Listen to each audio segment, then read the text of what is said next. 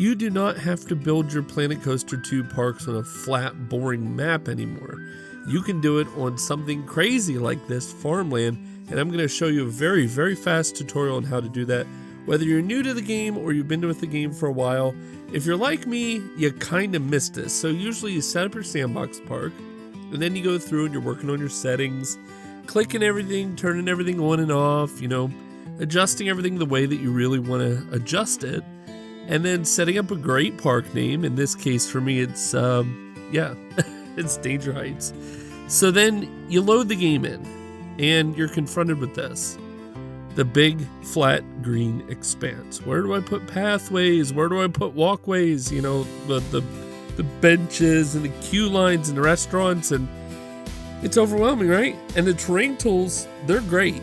Yeah, they work just fine for the game. They could be better, but the terrain tools, they're there.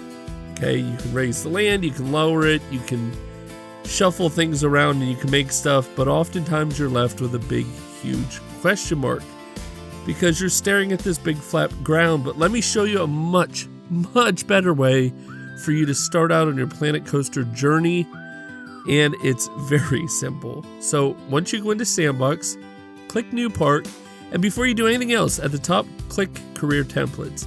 You can scroll through these. They don't have rides built. There's some structures built on these, but they're dynamic, interesting, very well sculpted terrains that you can build your whole park on like you normally would in Sandbox mode in Planet Coaster 2. It is a really cool feature, and I know it's been there in the game since it came out, but I never noticed it. And I'm hoping that by me bringing it to your attention, you can see it now too. So name your park, right? And I go through a lot of different name changes when I do these things. I'm going with something with Old Town, Back Road, or some kind of like old fashioned or Coaster Hollow, and then I just land on Danger Heights anyway. And I do my settings, and I know you can just click the pre-mades for the settings, but I prefer to go in and turn everything on and off the way I want to turn it on and off. I prefer to do a total, actual, adjustment manually, and then load your world. Poof, there it is. This incredible farmland world took less than 60 seconds. And look, here it is, the guest areas here, the buses, the front gates of the park, it's all there. It's all there. And it's all there for you to mess with. And what's really cool about these is you can see from these builds better ways to build things. Look at this lean-to with some hay underneath, And then back here, there's more hay. And to be honest with you, I clicked it because I had no clue there was even hay in the game. It's not something I often use.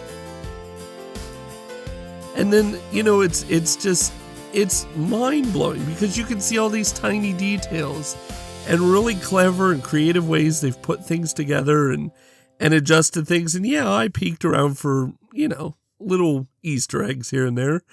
But this is just one example. There's so many of these.